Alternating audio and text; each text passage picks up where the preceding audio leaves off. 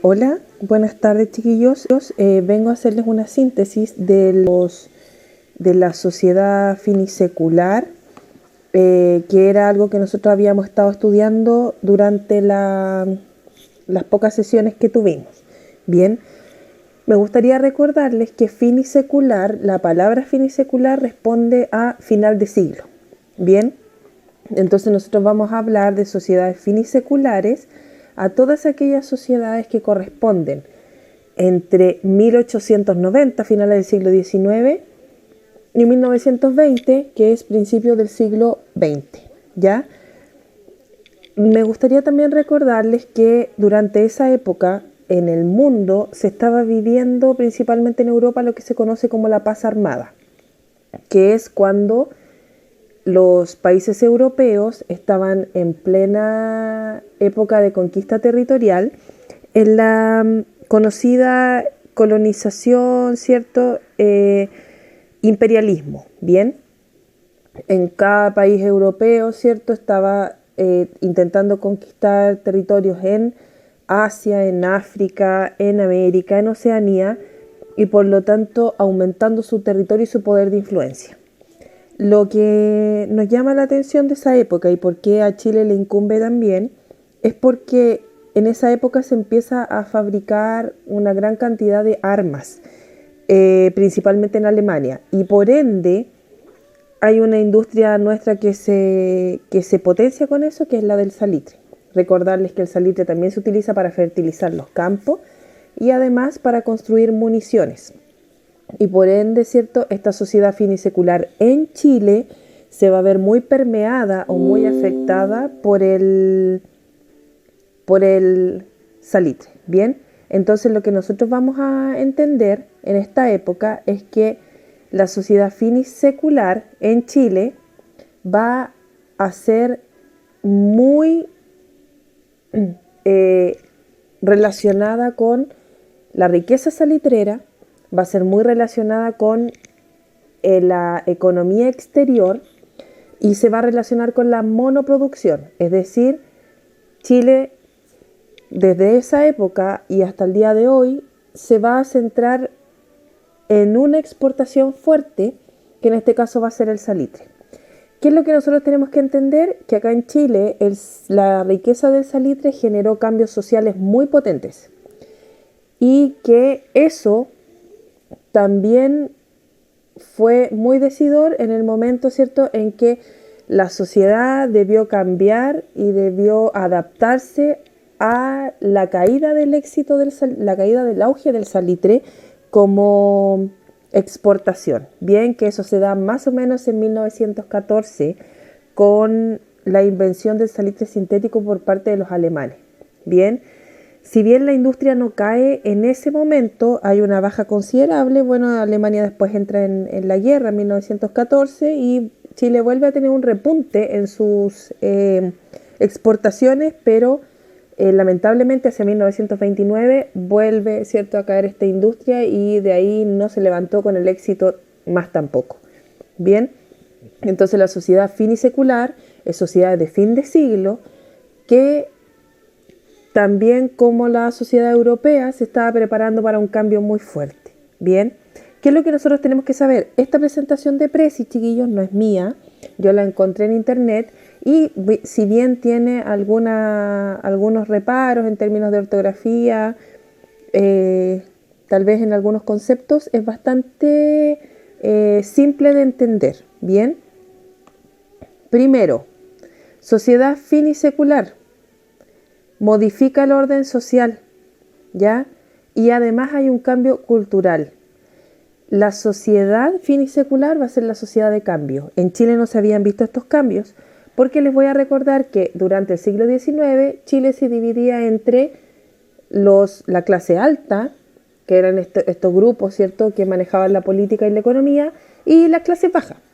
Y dentro de las clases bajas había algunas diferencias, ¿cierto? Estaba el bajo pueblo, ¿verdad?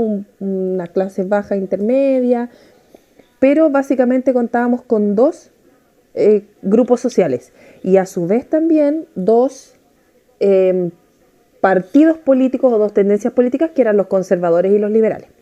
Los conservadores eran aquellos que querían seguir la tradición española sin hacer mayores modificaciones, y los liberales más bien seguían la tradición francesa y ellos querían hacer cambios más importantes. Bien, todos ellos bajo la Constitución de 1833, que era de corte conservadora, pero que se le fueron haciendo algunas modificaciones entre medio.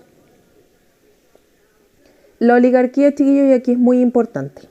En Chile existía la aristocracia, terrateniente, que tenían tierra, ¿cierto? Esta aristocracia tenía apellidos descendientes de españoles, pero lo que no tenía era la capacidad económica, ¿bien? Casi estaban endeudados, en bancarrota, etc. Sin embargo, a partir de la riqueza salitrera y de la riqueza del carbón, de la minería del carbón en el sur de Chile, empieza a aparecer otro grupo que se llama la burguesía. Y este grupo burguesía era por lo general gente que provenía de estratos bajos, que de repente empieza a explotar el salitre y se hacen millonarios, o empieza a explotar el carbón y se hacen millonarios. Es el caso de John Thomas North en el norte, es el caso de los Cousiño en el sur, ¿cierto? Que sin tener mayores riquezas de cuna, logran hacer una riqueza y hacerse un espacio.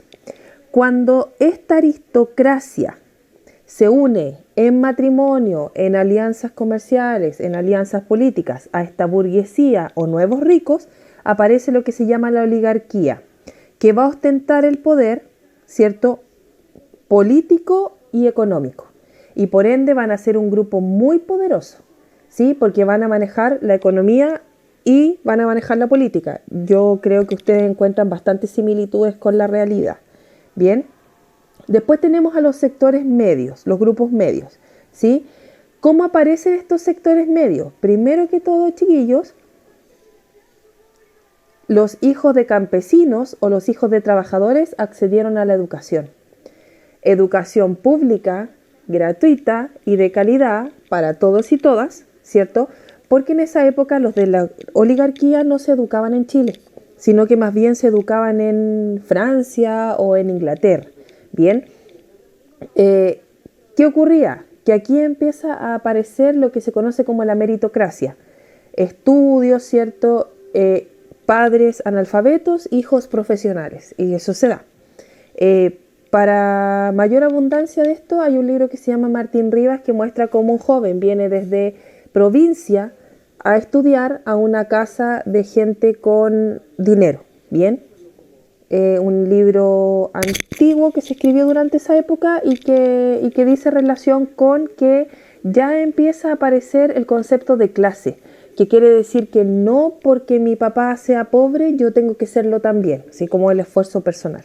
Bien, ¿cuál fue la otra posibilidad de acceder al sector medio? Era trabajar para el Estado, en los ministerios, en las oficinas, ¿cierto? Y la otra fue a través del ejército. Porque el ejército, los jóvenes entraban, ¿cierto?, en un puesto muy bajo, pero les entregaban instrucción y les entregaban solvencia económica, ¿sí? Iban subiendo de estatus a medida de que iban haciendo carrera en el ejército. Bien, ¿cuál fue el rol del grupo medio? El rol del grupo medio fue el desarrollo cultural, el desarrollo material, el desarrollo de las ciudades, el desarrollo de las artes, de las ciencias, pero también muy potentemente empezaron a participar en la política. Y la política antes estaba en manos de la aristocracia, en manos de la burguesía, pero aparece este grupo, digamos, y amplía el espectro político. Partido radical, partido liberal y partido democrático, que van a llegar a complementar el conservador y el liberal. Bien. Y tenemos los sectores populares, chiquillos, y aquí quiero hacer la diferencia, no sé si lo hice en clase, pero se las vuelvo a hacer. Obreros, trabajadores de las fábricas, trabajadores de las minas de carbón, de las minas de salitre, trabajadores de las industrias. Y campesinos, evidentemente, ¿cierto?, trabajadores del campo. Hay una gran diferencia entre ellos. ¿Y por qué? Porque el campesinado, ¿cierto?, vivía el inquilino, ¿cierto? El inquilino era el que vivía en la hacienda, y el peón era el trabajador estacional. Por ejemplo, aquel que iba a por ejemplo, solamente a una granja durante la cosecha, por ejemplo, de la frutilla y después iba a buscar trabajo en otros lados. ¿Qué es lo interesante del peón? Que el peón también era más dado a transformarse en obrero y llegar a las ciudades a trabajar o llegar a las minas en el norte, ¿cierto? O a las minas en el sur a trabajar. Bien, lamentablemente ellos no pudieron acceder a las ciudades, los campesinos. Bien, en cambio, el proletariado u obrero, ¿sí? Este grupo, si bien levantó la riqueza del salitre, no tuvo grandes beneficios con ella y por ende, lamentablemente, sufrió lo que se llama la cuestión social, ¿cierto? Que la vamos a ver en adelante. Bien, precarias condiciones de insalubridad, no contaban con agua potable. Les quiero recordar, chiquillos, que los obreros llegaban principalmente del campo, se constituían en obreros, a vivir en las periferias de las ciudades. Periferia de la ciudad de Santiago en esa época era pasado Estación Central. Bien, digamos eran como los barrios bajos, donde llegaban estos obreros a vivir en peores condiciones, no tenían agua potable, no tenían alcantarillado, no tenían además tampoco luz eléctrica, ¿sí? En un comienzo los obreros aceptan esta realidad como normal, sin embargo después comienzan a quejarse por aquello, ¿cierto? Entendiendo que eran ellos los que levantaban la economía y que por lo tanto merecían mucho más de lo que les estaban dando. La desigualdad. Bien, nosotros vimos que la cuestión social era el conjunto de problemas que afectaron a las clases populares, migración campo-ciudad, malas condiciones laborales, ¿cierto? La pobreza. Pero además también tenemos que recalcar que todas estas cosas redundan en una situación, por ejemplo, alcoholismo, prostitución, abandono.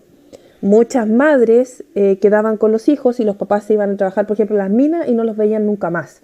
Entonces, esas mujeres se transformaban en prostitutas para poder mantener a su hijo y entonces ahí nosotros vamos a ver la cantidad de enfermedades infectocontagiosas, no solo de transmisión sexual, sino que también ellos no tenían acceso a los medicamentos ni nada, morían de tuberculosis, morían de tifus, por las condiciones en las que vivían, sin agua potable, ¿verdad? Recordar que los conventillos, chiquillos, eran una especie de pasillos con un patio central, donde en ese patio central iba la basura, jugaban los niños, lavaban la ropa y un montón de cosas más. Cada habitación era una habitación grande, sin separaciones, sin divisiones, y contaba con las mínimas condiciones, porque, por ejemplo, en un lado de la habitación la cocina y en el otro lado de la habitación un tarro donde hacían sus necesidades, y además decirles que como era que ellos se iluminaban con vela, los incendios, la contaminación, etc. Además del hacinamiento, porque los obreros tenían muchos hijos, ¿sí? Y salubridad y higiene, los piojos, las enfermedades de contagio sexual. Por ejemplo, en la noche un obrero dormía en la cama, se levantaba para ir a trabajar y llegaba a dormir en la misma cama un obrero que venía saliendo de noche. Bien. Acá, por ejemplo, nosotros tenemos la diferencia que había entre los grupos sociales. Una pareja de la aristocracia, ¿cierto? Los varones vestían, usualmente esta era la vestimenta con la que salían a las calles y con las que se vestían. Las mujeres, recuerden que no usaban pantalones. Esto va a pasar recién en los años 20, ¿cierto? Y los varones de chaqueta, etc. Además que los retrataban, eran fotos pagadas, ¿cierto? Santiago, inicio de 1920, esto cerca de Alameda, autos muy pocos en nuestro país, ¿verdad? La gente que por ahí paseaba también era gente de grupo social alto, y si ustedes se fijan, las construcciones, 2 pisos, no más que eso, ¿verdad? Madera, ¿cierto? Y esto muy a la usanza europea, ¿sí? Las calles con baldocines, todavía quedan algunas calles con baldocines, eran una especie como de ladrillos chiquititos que se iban poniendo dado la inexistencia de pavimento. Estos baldocines están presentes, por ejemplo, en algunas calles de los barrios universitarios, Acié, 18, por ahí, o también, por ejemplo, en la calle Pedro de Valdivia, que es donde más abunda, ¿sí? Al contrario, tenemos los conventillos y cada una de estas puertas era una especie de casa donde vivía una familia o probablemente más. En el patio toda la actividad social y las actividades productivas como lavar ropa, como como dejar los desechos, lavar las pertenencias, todo ahí en los patios que eran de barro. Además, imagínense ustedes en el invierno, ¿sí? Y aquí tenemos también otras escenas de conventillo. Es importante entender, chiquillos, que esta sociedad finisecular fue la que profundizó y hasta el día de hoy las desigualdades que hay en nuestro país, donde los ricos son excesivamente muy ricos y concentran altos porcentajes de la riqueza en un 2% de la población, mientras que el resto, ¿cierto?, va teniendo cada vez menos ingresos, siendo que son aquellos que trabajan precisamente para que los ricos ganen dinero, ¿ya? ¿Cuál era la realidad de las familias de esa época? La realidad lamentablemente era tremenda, ¿sí? Y para eso a mí me gustaría que ustedes pudieran ver el siguiente video.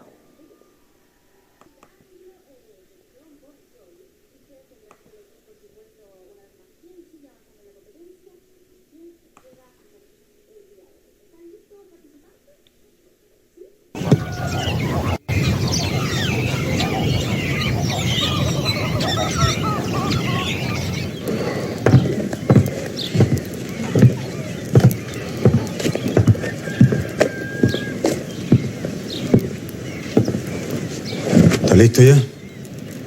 Deja que se tome el té.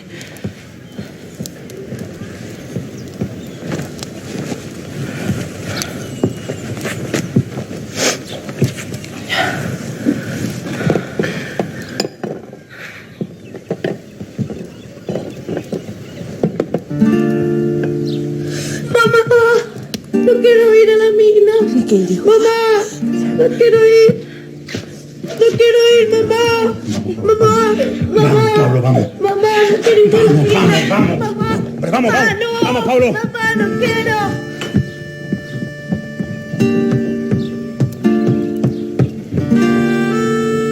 Pablo. Pablo, ven. Ven, hombre. Vamos. Mamá, no. No, Vamos. mamá. Mamá. Vamos, Pablo. No quiero. Vamos.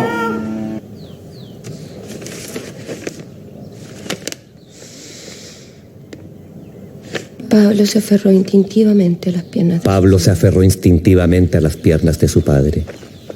Zumbábanle los oídos y sentía una extraña sensación de angustia. No hay por qué. Buenos días, Rosario. Buenos días.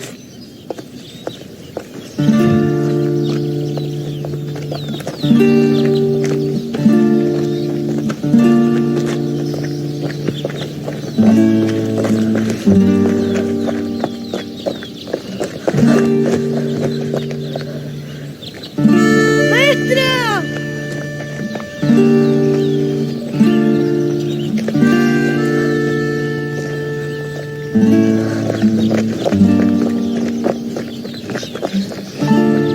Don Pedro.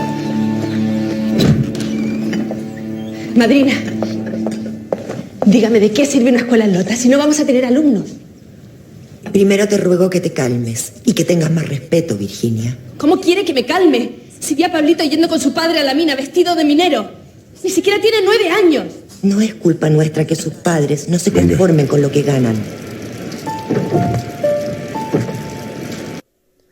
Ya, aquí un poco contarles que esto es una película que se llama Subterra, una película chilena que está basada en los cuentos de Baldomero Lillo, que fue una persona que vivió en las minas de carbón de Lota.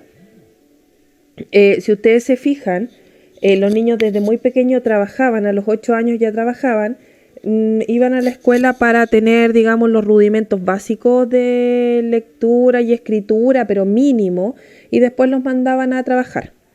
Por eso era que los trabajadores tenían muchos hijos, que era para que mientras más hijos tenían, más niños trabajaban.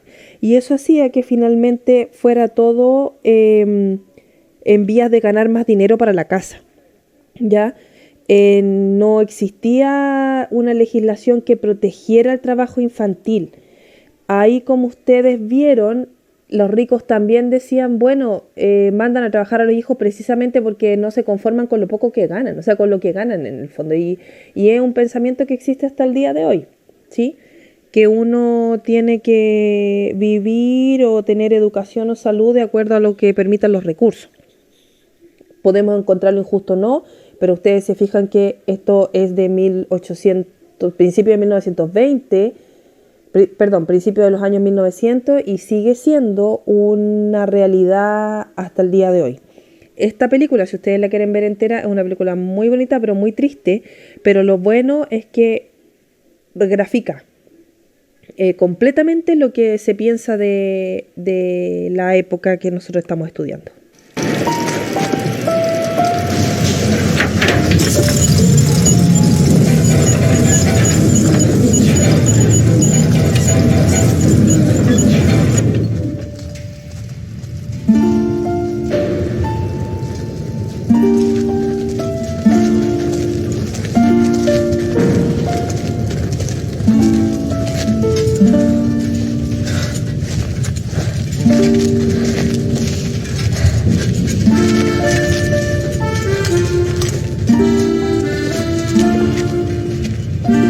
Esta es. Déjeme aquí nomás, yo le enseño. ¿Qué quiere?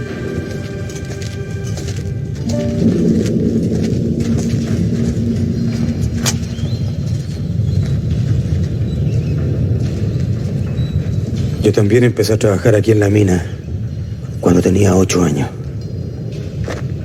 Aprende. Te apoyas en la puerta y empuja con la espalda muy fuerte. ¿Ah? Ya. Vamos, hazlo. Empuja. Más fuerte, más fuerte. ¡Ábrele la puerta! Vamos, empuja, empuja. ¡Abra la puerta! ¡Empuja, vamos, empuja! ¡Baja con esta puerta, carajo! ¡Vamos, más! ¡Más fuerte, más! ¡Empuja, vamos, vamos, empuja! ¡Pues mierda! ¡Empuja! ¡Vamos, Nora! ¡Vamos!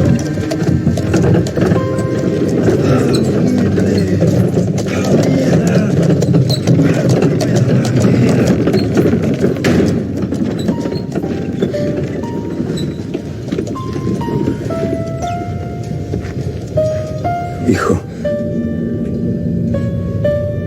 ya eres todo un minero. Cada vez que venga un carro, tú abres la compuerta.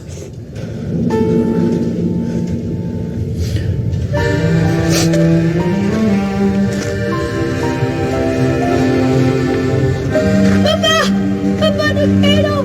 ¡Papá, no quiero! ¡Papá! Un minero no abandona nunca su puesto de trabajo. Cuando termine el turno, nos vamos juntos a la casa. ¡Ay! ¡Papá! ¡Papá! ¿Qué pasa con la compuerta? ¡Vamos! ¿Qué pasa con la compuerta, carajo? Dentro de toda la realidad de los obreros, los niños sacaban la peor parte. Lamentablemente, esta vida del obrero era muy de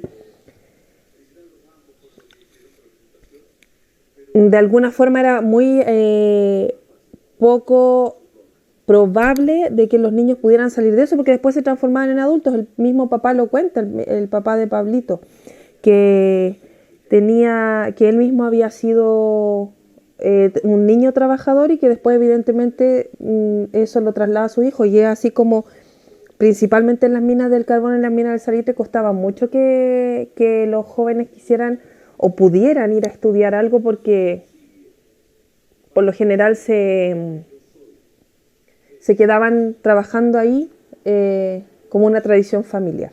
Bien, por lo tanto, chiquillos, la sociedad finisecular se caracterizó por, haciendo una síntesis,